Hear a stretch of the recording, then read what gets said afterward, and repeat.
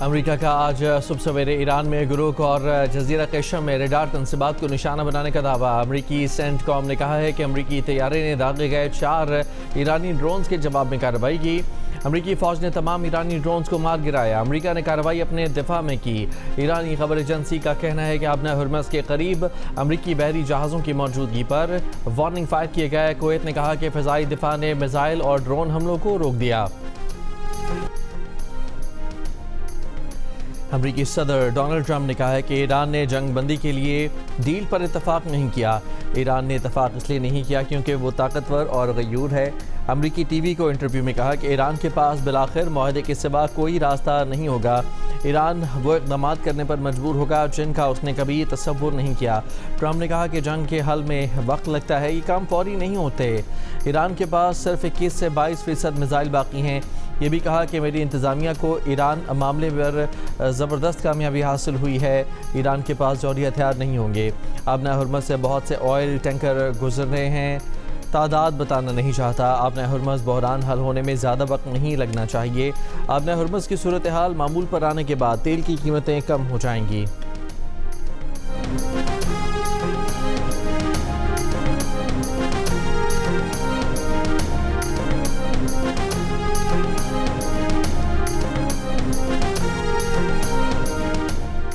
ایرانی وزیر خارجہ عباس عراقچی نے کہا ہے کہ ایرانی سپریم لیڈر اور امریکی صدر کی ملاقات حقیقت پسندانہ نہیں۔ ڈونلڈ ٹرمپ حقیقی دنیا میں نہیں رہ رہے۔ جس وقت آیت اللہ خامنہئی کی شہادت ہوئی میں اسی دفتر میں تھا۔ میں آیت اللہ خامنہئی کے دفتر کے ملبے سے نکلا۔ یہ بھی کہا کہ سعودی عرب خطے کا بڑا ملک اور اہم کھلاڑی ہے۔ ایران سعودی عرب مل کر خطے میں امن، استحکام اور ترقی لا سکتے ہیں۔ ایران ہمیشہ سعودی عرب کے ساتھ تعلقات کو اہمیت دیتا رہا ہے۔ آج سے ملک میں پیٹرول کی قیمت میں 4 روپے فی لیٹر کمی کر دی گئی۔ ڈیزل کی قیمت 380 روپے 78 پیسے فی لیٹر برقرار۔ پیٹرول کی قیمت 4 روپے کمی کے بعد 377 روپے 78 پیسے فی لیٹر ہو گئی۔ مٹی کا تیل 8 روپے 70 پیسے مہنگا۔ مٹی کے تیل کی نئی قیمت 280 روپے 70 پیسے فی لیٹر مقرر۔ ذرائع وزارت پیٹرولیم کے مطابق پیٹرول پر لیوی میں 24 روپے 74 پیسے فی لیٹر اضافہ کیا گیا ہے۔ پیٹرول پر لیوی 91 روپے 34 پیسے سے بڑھا کر 116 روپے 8 پیسے کر دی گئی۔ ڈیزل پر لیوی میں 24 روپے 34 پیسے فی لیٹر کمی کی گئی۔ ڈیزل پر لیوی 68 روپے 93 پیسے سے کم کر کے 44 روپے 59 پیسے فی لیٹر۔ مٹی کے تیل پر لیوی 20 روپے 36 پیسے فی لیٹر برقرار رکھی گئی ہے۔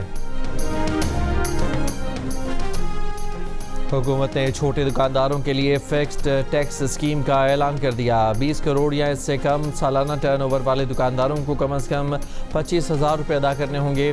ٹرن اوور زیادہ ہونے پر صرف 1% فکس ٹیکس ہوگا۔ ود ہولڈنگ ٹیکس کو ایڈجسٹ کرنے کی سہولت بھی ملے گی۔ وفاقی وزیر خزانہ محمد اورنگزیب نے کہا کہ چھوٹے دکانداروں کی مشاورت اور مطالبے کے ساتھ اسکیم لائی جا رہی ہے۔ 30 سے 40 لاکھ چھوٹے دکاندار اس زمرے میں آتے ہیں۔ وزیر مملکت خزانہ بلال اظہر کیانی نے کہا کہ اسکیم میں نان فائلر اور فائلر دکاندار بھی شامل ہو سکتے ہیں۔ اسکیم میں شامل دکانداروں کو پی او ایس سے استثناء ملے گا۔ دکاندار کا ود ہولڈنگ ٹیکس اگر پہلے کٹ چکا ہوگا تو وہ ایڈجسٹ ہوگا۔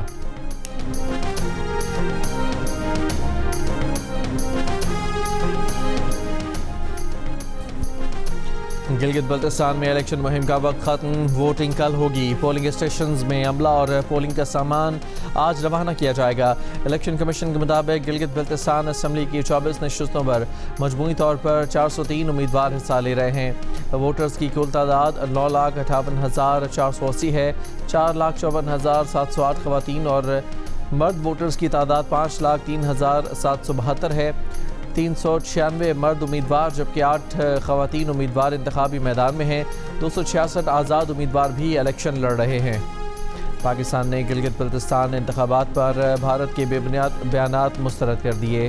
ترجمان دفتر خارجہ کے مطابق بھارت جھوٹی کہانیوں اور گمراہ کن پروپیگنڈے کے فروغ میں عالمی شہرت رکھتا ہے۔ گلگت بلتستان سے متعلق بھارتی دعوے حقائق کو مسخ کرنے کی کوشش ہیں۔ جموں کشمیر بین الاقوامی سطح پر تسلیم شدہ متنازع علاقہ ہے۔ مسئلہ کشمیر سلامتی کونسل کے ایجنڈے کا طویل ترین غیر حل شدہ تنازع ہے۔ کشمیر تنازع کا منصفانہ حل اقوام متحدہ کی قراردادوں پر عمل درآمد میں ہے۔ کشمیریوں کو آزادانہ اور غیر جانبدارانہ استصواب رائے کا حق ملنا چاہیے۔ بھارتی زیر انتظام کشمیر میں انسانی حقوق کی سنگین خلاف ورزیاں جاری ہیں۔ بھارتی فورسز کو سخت قوانین کے تحت حاصل استثناء تشویشناک ہے۔ بھارت مقبوضہ علاقوں سے انخلا کرے اور 5 اگست 2019 کے اقدامات واپس لے۔ بھارت بین الاقوامی مبصرین، انسانی حقوق تنظیموں اور میڈیا کو مقبوضہ کشمیر میں رسائی دے۔ آزاد کشمیر میں عام انتخابات 27 جولائی کو کرانے کا اعلان الیکشن کمیشن نے شیڈول جاری کر دیا۔ Chief election commissioner Azad Kashmir کے مطابق انتخابات رینجرز اور سیکیورٹی فورسز کی نگرانی میں ہوں گے۔ آزاد کشمیر سپریم کورٹ نے مہاجرین کی 12 نشستوں سے متعلق ریفرنس کی سماعت میں حکومت، سیاسی جماعتوں، ممبران اسمبلی اور دیگر کو نوٹس جاری کر دیے۔ مزید سماعت آج ہوگی۔ جمعرات کو آزاد کشمیر قانون ساز اسمبلی نے کشمیری مہاجرین کی 12 نشستیں برقرار رکھنے کی قرارداد منظور کی تھی۔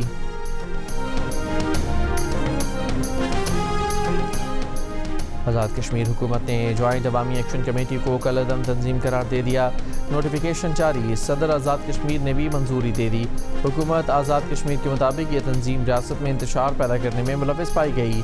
نوٹیفیکیشن میں تنظیم پر نفرت کے فروغ پر اور ریاستی امن کو متاثر کرنے کے الزامات۔ ایکشن کمیٹی کو آزاد کشمیر کی انسداد دہشت گردی ایکٹ 2014 کے سیکشن 12 کے تحت کالعدم قرار دے دیا گیا۔ حکومت نے ایکشن کمیٹی کے تمام متبادل نام بھی نوٹیفیکیشن میں شامل کر دیے۔ کالعدم تنظیم کے خلاف قانون کے مطابق کارروائی کی جائے گی۔ حکومت آزاد کشمیر کا کہنا ہے کہ ریاست میں امن، قانون کی عملداری اور عوامی تحفظ کو یقینی بنایا جائے گا۔ کسی بھی تنظیم کو عوامی امن، سلامتی اور ریاستی نظم کو خطرے میں ڈالنے کی اجازت نہیں دی جائے گی۔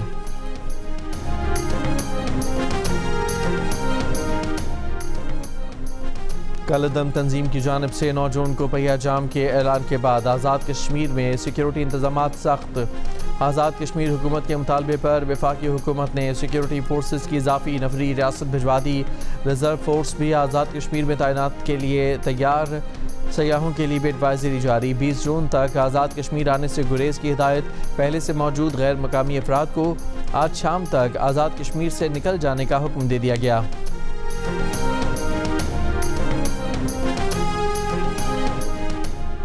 اڑتیس میں سے 35 مطالبات تسلیم ہونے کے باوجود عوامی ایکشن کمیٹی کا احتجاج پر اصرار عوامی مفاد نہیں بلکہ سیاسی ضد ہے۔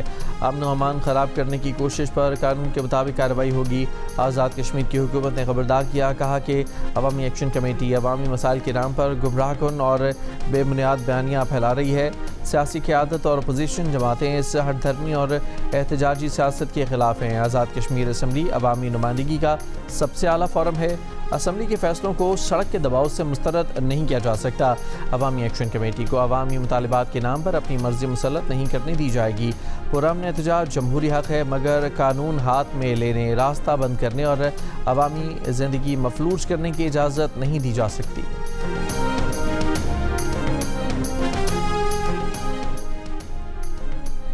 وزیر دفاع خواجہ آصف نے کہا ہے کہ الیکشن سے پہلے آزاد کشمیر میں مہاجرین کی نشستیں ختم کرنے کا مطالبہ انتخابی عمل کو سبوتاژ کرنے کے مترادف ہے۔ جو لوگ مہاجرین کی نشستیں ختم کرنے کا مطالبہ کر رہے ہیں وہ اپنا مطالبہ 27 جولائی کو عوام کے سامنے رکھیں۔ اپنی رائے تسلیم کرانے کے لیے جمہوری راستہ اپنائیں۔ کوئی بھی دوسری صورت بلیک میلنگ تصور ہوگی۔ خواجہ آصف نے مزید کہا کہ آزاد کشمیر کی پہلی کابینہ 1947 میں 6 وزراء پر مشتمل تھی، جن میں راولپنڈی کے 2 مہاجر کشمیری وزیر بھی شامل تھے۔ مقبوضہ کشمیر، آزاد کشمیر اور پاکستان میں مقیم کشمیریوں میں کوئی تفریق نہیں۔ مہاجر کا مطلب مقبوضہ کشمیر سے آ کر پاکستان میں بسنے والا کشمیری ہے۔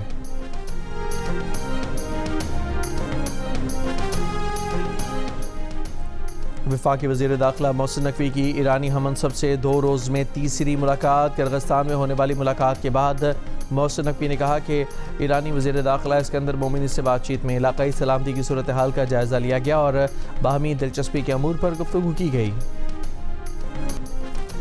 ایران نے کہا ہے کہ امریکی صدر ڈونلڈ ٹرمپ ایران کے منجمد اثاثے بحال کر کے ایران امریکہ مذاکراتی ڈیڈ لاک ختم کر سکتے ہیں۔ ایرانی رہبر معظم کے مشیر محسن رضائی نے امریکی نشریاتی ادارے کو انٹرویو میں کہا کہ امریکہ کے لیے 24 ارب ڈالرز ایران سے سمجھوتے پر پہنچنے کے لیے بڑی رقم نہیں ہے۔ یہ ایران کا پیسہ ہے، امریکہ کا نہیں۔ امریکہ کو سمجھنا چاہیے کہ ایران سے سمجھوتے کے لیے درکار رقم اس سے لڑنے کے لیے درکار رقم سے بہت کم ہے۔ جنگ اور ناکہ بندی جاری رہی تو ایران جنگ کو بحیرہ ہند، بحیرہ احمر، باب المندب اور بحیرہ روم تک لے جائے گا۔ محسن رضائی نے ٹرمپ اور ایرانی سپریم لیڈر کی ملاقات کے امکانات کو مسترد کر دیا۔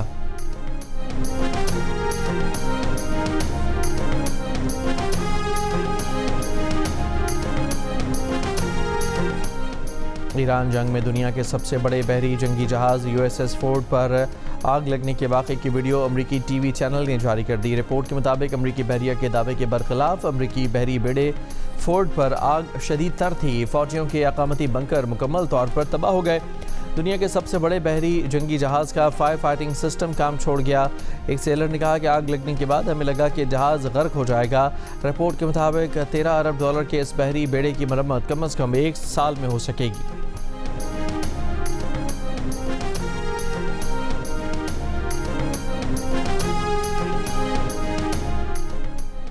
پاکستان امریکہ کا غیر متوقع مگر اہم اتحادی بن گیا۔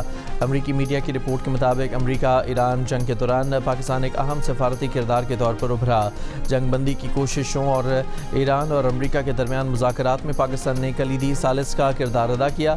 رپورٹ کے مطابق فیلڈ مارشل عاصم منیر نے ابتدائی جنگ بندی کرانے میں اہم کردار ادا کیا۔ صدر Trump field marshal Asim Munir اور وزیر اعظم شہباز شریف کی کئی بار تعریف بھی کر چکے۔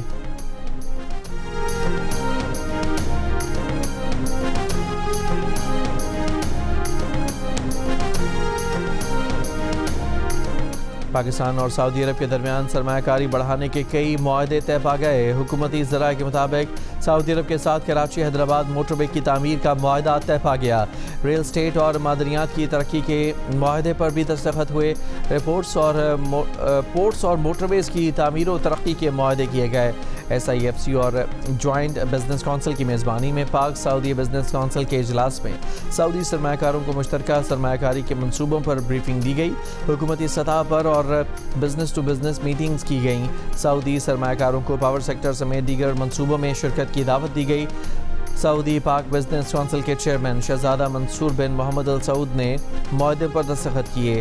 Director general SIFC major general Asad ur Rahman نے سعودی سرمایہ کاروں کا شکریہ ادا کیا۔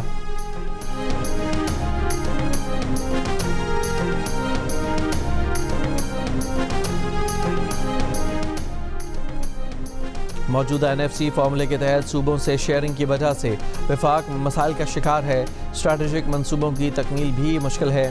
وزیر منصوبہ بندی احسن اقبال کی پروگرام نیا پاکستان میں گفتگو، کہا بے نظیر انکم سپورٹ پروگرام ختم کرنے کا نہیں کہہ رہے۔ ہماری تجویز ہے کہ اس پروگرام کے بینیفیشری جس صوبے سے تعلق رکھتے ہیں وہ صوبائی حکومت بینیفیشریز کو فنڈز کی ادائیگی کرے، کیونکہ 18ویں ترمیم کے تحت غربت ختم کرنے کا پروگرام صوبوں کی ذمہ داری ہے۔ احسن اقبال نے کہا کہ کراچی کو وفاق کے ماتحت کرنے کی کوئی تجویز زیر غور نہیں۔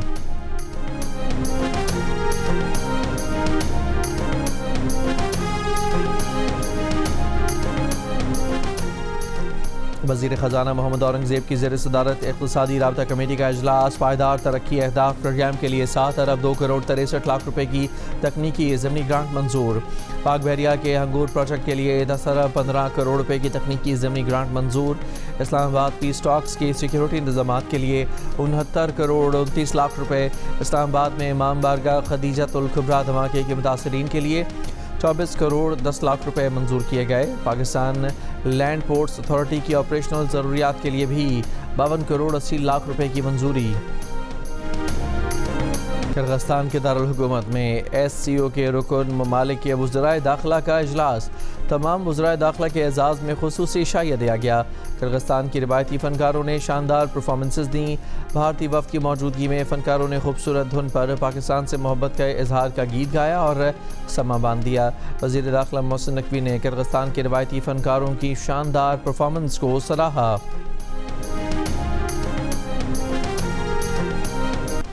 بھارت کے چیف جسٹس سوریا کانت کو برطانیہ میں ہزیمت کا سامنا۔ یونیورسٹی میں تقریب کے دوران شرکاء نے آڑا ہاتھوں لے لیا۔ بھارتی نوجوانوں کو کاکروچ کہنے والے چیف جسٹس سے تلخ سوال پوچھنے پر بدنظمی۔ حکومت کی جانب سے متعارف کرائی گئی نئی فکسڈ ٹیکس اسکیم کو تاجر تنظیموں نے خوش آئند قرار دے دیا۔ آل پاکستان انجمن تاجران کے صدر اجمل بلوچ کا کہنا ہے کہ پہلی بار تاجر دوست اور آسان ٹیکس نظام متعارف کرایا گیا، جس کے تحت فارم جمع کرانے والے تاجروں کی دکانوں پر FBR کے نمائندے نہیں جائیں گے اور 25,000 روپے سالانہ جمع کرانے پر آڈٹ بھی نہیں ہوگا۔ انجمن تاجران کے صدر مجاہد مقصود بٹ نے کہا کہ فکسڈ ٹیکس اسکیم تاجروں کا دیرینہ مطالبہ تھی، اس سے کاروباری سرگرمیوں میں بہتری آئے گی۔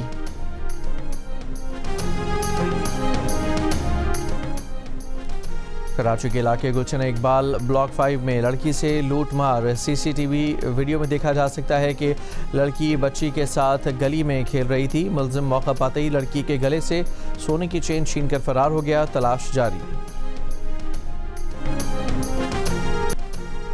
گلگت بلتستان میں ہسپر ہوپر گلیشیئر کے پگھلنے کے باعث پانی کے بہاؤ میں اضافہ، NDMA کا الرٹ جاری۔ انتظامیہ کو دریا کے کنارے رہائشیوں کے لیے حفاظتی اقدامات کی ہدایت، مسافروں کو احتیاطی تدابیر اختیار کرنے کی ہدایت۔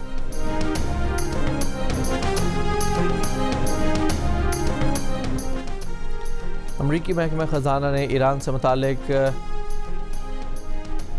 تعلق رکھنے والے متعدد افراد، 12 کمپنیوں اور 6 LPG ٹینکرز پر پابندیاں لگا دیں۔ امریکی محکمہ خزانہ کے مطابق پابندیوں میں شامل کمپنیاں مارشل جزائر، UAE اور چین میں موجود ہیں۔ LPG ٹینکرز میں 4 پاناما کے پرچم بردار ٹینکرز بھی شامل ہیں۔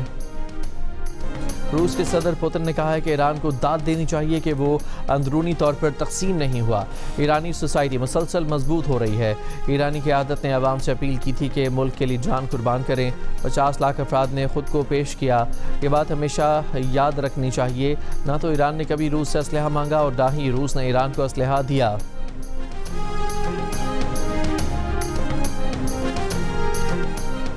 یوکرینی صدر زیلنسکی نے کہا ہے کہ روسی صدر پوتن جنگ ختم کرنا نہیں چاہتے۔ روس نے ایک بار پھر جنگ کا انتخاب کیا ہے، روس پر مزید دباؤ ڈالنے کی ضرورت ہے۔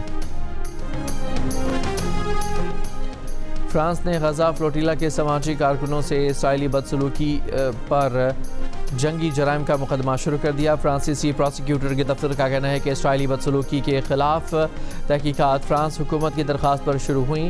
آئرلینڈ نے اسرائیل کے قومی سلامتی کے وزیر بین گوئر اور وزیر خزانہ بیزلیل سموٹرچ کے آئرلینڈ میں داخلے پر پابندی لگا دی۔ آئرش وزیر اعظم نے کہا کہ غزہ امداد لے جانے والے فلوٹیلا قافلے سے ان وزراء کا ناروا سلوک ناقابل برداشت ہے۔ البانیہ میں ہزاروں افراد کا امریکی اسرائیلی کمپنی رہائشی منصوبے میں سرمایہ کاری کے خلاف مظاہرہ۔ دارالحکومت تیرانا میں کیے گئے مظاہرے میں شریک افراد کا کہنا تھا کہ البانیہ برائے فروخت نہیں، ٹرمپ کے داماد جیرڈ کوشنر سے وابستہ کمپنی البانیہ میں سرمایہ کاری کرنا چاہتی ہے۔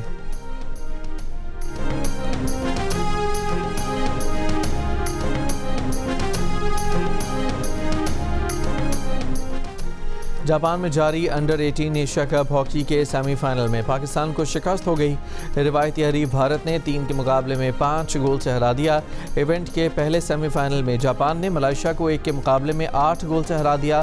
ٹورنامنٹ کا فائنل آج بھارت اور جاپان کے درمیان کھیلا جائے گا۔ پاکستان ٹیم تیسری پوزیشن کے میچ میں ملائیشیا کے مد مقابل ہوگی۔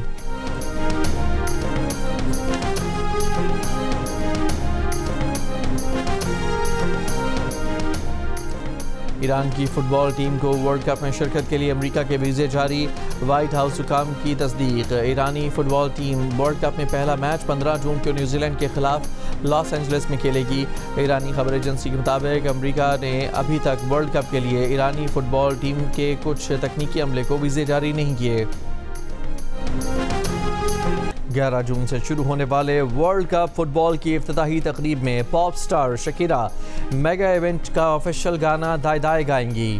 میکسیکو سٹی میں ورلڈ کپ کے پہلے میچ سے قبل ہونے والی تقریب میں برنا بوائے بھی پرفارم کریں گے۔ میگا ایونٹ کے مشترکہ میزبان کینیڈا اور امریکہ میں 12 جون کو ہونے والے پہلے میچ سے قبل ٹورنٹو اور لاس اینجلس میں بھی افتتاحی تقریبات میں میوزک کی جھنکار ہوگی۔